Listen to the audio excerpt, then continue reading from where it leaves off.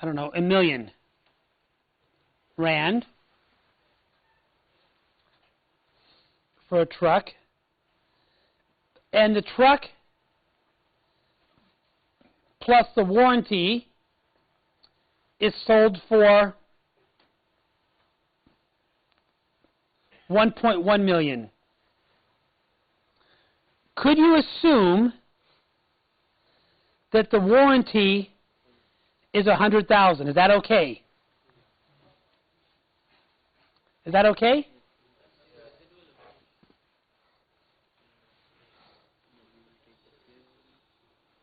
So if the truck sells by itself for $1 million, and the truck and the warranty sell together as a package for 1.1 million, would the auditors accept that the warranty is 100,000? KPMG, would you accept that? It depends. What's the fair value of the truck? Well, the truck sells by itself for $1 million regularly. So the truck sells all the time for R1,000,000 by itself. And all the time, the truck and the warranty sells as a package for 1.1 million. All the time. Those are the two prices. Your choice is you buy the truck or you buy the truck and warranty. Your only two choices. This is a true scenario in South Africa.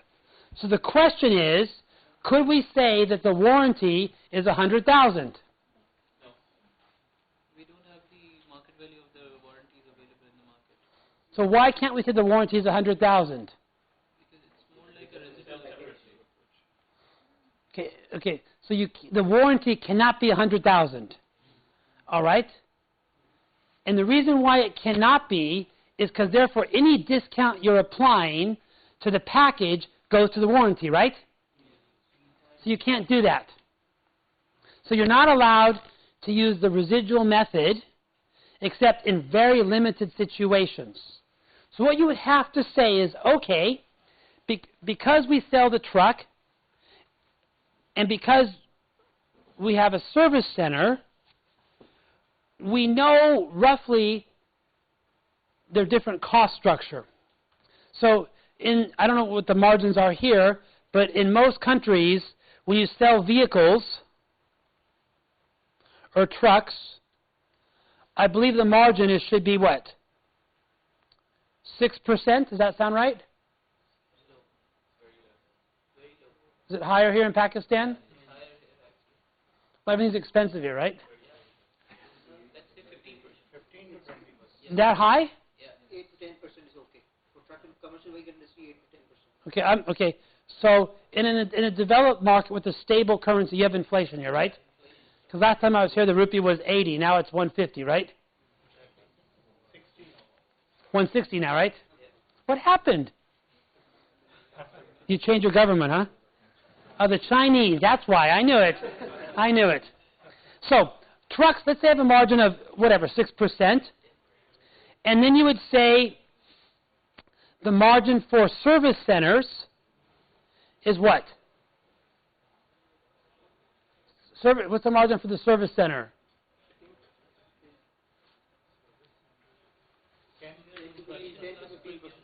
More. Margin service center? No, but usually when you take your car in for service to the dealer, that's where they make their money. I know in Saudi Arabia, the service center has a high margin. So the service center is like 50%. Some of you work in car here, right? Does that sound about right here? There's a higher in Pakistan. I'm in truck industry, commercial vehicle. So what's the margin for your service business? Service business is comparatively high as compared to the normal margin, 6 to 10%. Service business 15 to 20%. So it's that small. Comparatively, if you're talking about Saudi Arabia, it's like 50%. Yeah. I'm talking about cars. Okay, my example I had in Saudi was from cars, like Honda, those kind of places. When you take your car to the dealer to get service, they charge you a fortune. So my point is, there's different margins, right? So what you would need to do is say, okay, you would have to say, what are my estimated costs? So if the truck cost, I don't know, 850,000, or let's say 900,000, make it a round number, and the typical margin is 6%, you would say its estimated selling price is 954, right? Then you would say, okay, what is the expected cost we would incur for a typical warranty? So if the expected cost we would incur were, let's say, 60,000, and the margin was 50%, you would say the expected selling price is 90. So you take 954 plus 50, 1054, and you do a ratio. So you take the total transaction price times 950 over 1054 would go to the car or the truck.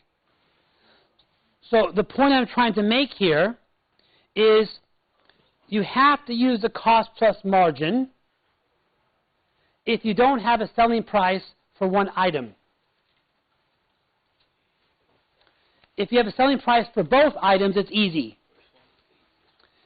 If you don't have a selling price for one of the items, use a cost plus approach. Now, they do talk about the residual approach, and I wanted to bring it up because a lot of people misunderstand this. The residual approach is very limited circumstances. Sometimes the transaction price is highly variable of the other item. For example, let's say I sell cars and I own a hotel. So what I do is I say, if you buy a car, you get a week free in the hotel to push the sales. Sometimes I give 1 day, sometimes I give a week. And let's say my hotel, the way hotels work, the prices can vary a lot. Because when hotels are really, really busy, the price could be $500 a night. And when hotels are really, really empty, it might be $50 a night. I mean, hotel prices can vary so much. So if you have a situation where where part of the performance obligation has a transaction price that is extremely variable, it could be 50, it could be 500, in those limited circumstances, we would use the residual approach. So it's very rare. So sometimes when you sell a maintenance agreement with an asset, you'll sometimes find that it's because it has a high margin, that the price that they charge varies a lot. Sometimes to get a customer, you might charge a low price. Sometimes you get a high price. So you might find, usually when you sell like the service or an add-on component that has a high margin, if there's not a clear price point, and the prices are all over the place. So when a lot of software companies, when they sell the service agreement, the prices might be 100, might be 50, might be 200. It depends on how stupid it depends on how dumb the customer is, right? Because it has a high margin. So that's the only time we use the residual approach. Does that make sense? So this is rare. So you might find it in software where you give a maintenance agreement, and the maintenance contract is sold at all different prices, so that there is no pricing that is very transparent. So that's the example there. Okay. We're going to recognize revenue either at a point in time or over the contract term. And this one gets a little bit tricky here. Now, a lot of the property companies switched to IFRS 15 early. Do you know why they did that? Do you have anybody in the property business here? Building houses for customers? No? Because it's a little bit bigger in Dubai. So if you're in the property business, the reason why you didn't like IS 18 is when can you book the revenue when you build someone's house? When you gave them the keys, right? There used to be an IFRS, which said under the old standard that if the customer designs the structure, it's IS 11. And if the customer doesn't design the structure, it's IS 18. And if it's IS 18, you recognize no revenue until you give the keys to the customer. So under the new standard, we have a bit more flexibility. So you go to Dubai, and you go to one of those property companies, and they always build these huge high-rises there, and you want to buy an apartment on the top, and nothing's been built yet. So under the old standard, the property company wouldn't recognize any revenue until they gave you the key. The new standard is going to allow them to recognize revenue before they give you the key. So any company in property development early adopted IFRS 15 because it allowed them to book revenue really soon. So I want to go through this. This is when it gets a little bit more tricky, and then I'll give you an example that I faced in Saudi Arabia with one of the mid-tier audit firms there. So, indicators that control is at a point of time could be things like a right for payment, customer acceptance, legal title, physical possession.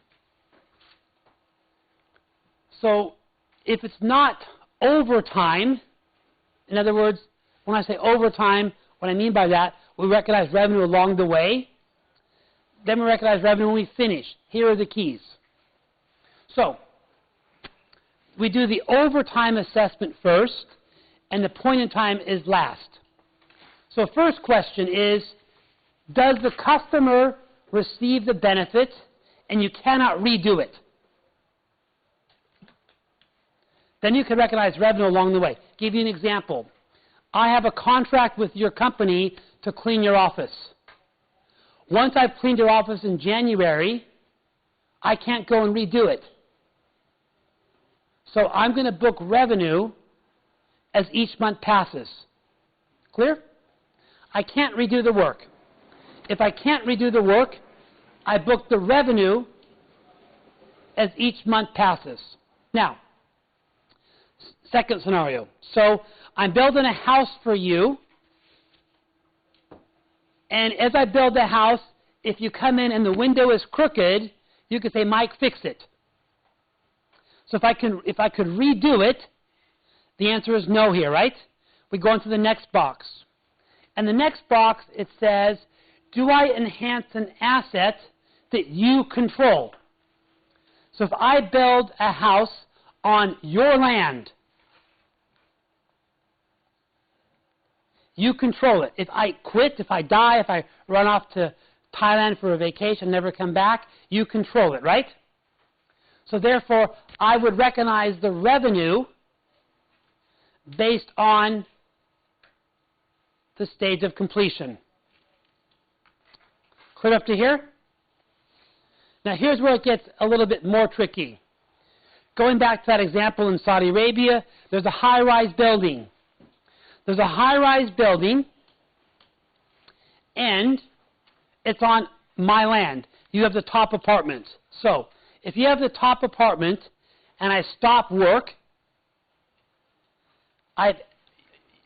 you don't have an asset that you control, right? If you have floor 40, if the first floors are not built, your floor is just air. It's worthless, right? So we go on to the third question. And the third question is saying two things. Number one, it doesn't create an asset with an alternative use, and I have a right to be paid for what is done. So there's no alternative use. So if I have some chairs in my factory that you ordered, these red chairs, and someone were to come in my door and say, Mike, can I buy this chair? And I can make you another one, then I can't recognize any revenue until I deliver you the chair. Because I could substitute. Now, going back to my example in Dubai, if you picked an apartment on the 40th floor, can I substitute that? No.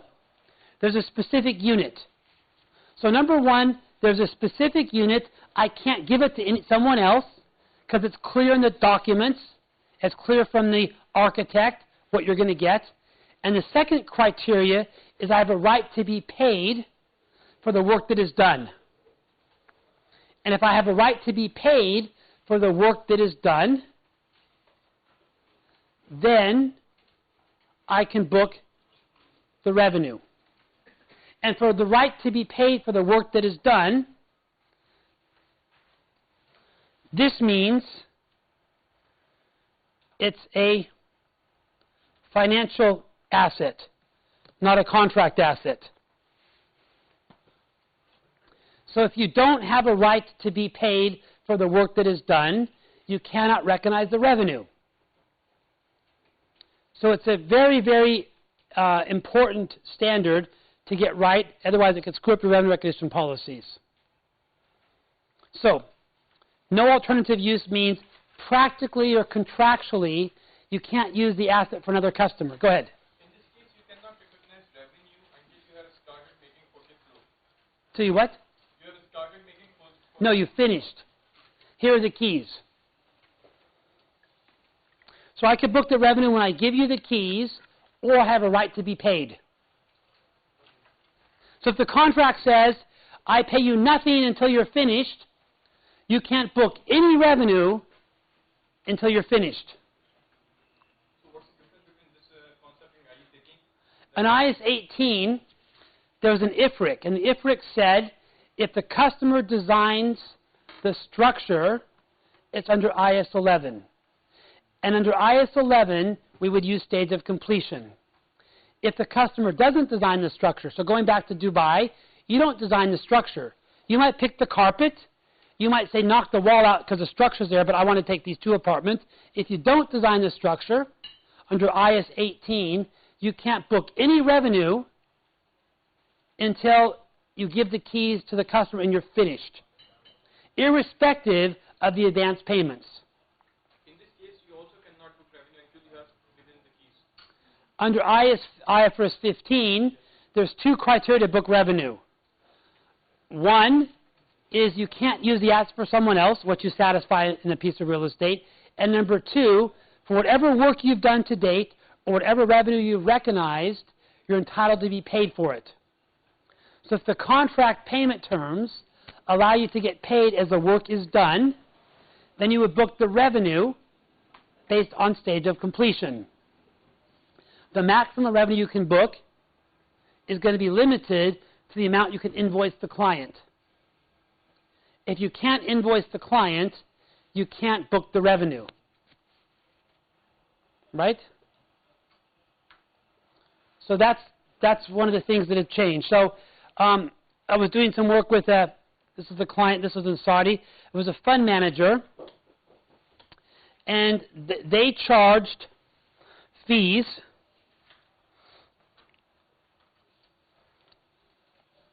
of 2% of the net assets. Okay, this is how fund managers work, right? So they charge a fee of 2% of the net assets. And the question is, when can you book the revenue? And the way it was working is the invoice was issued 2 times a year. So in Q1, the question is, what revenue could you book?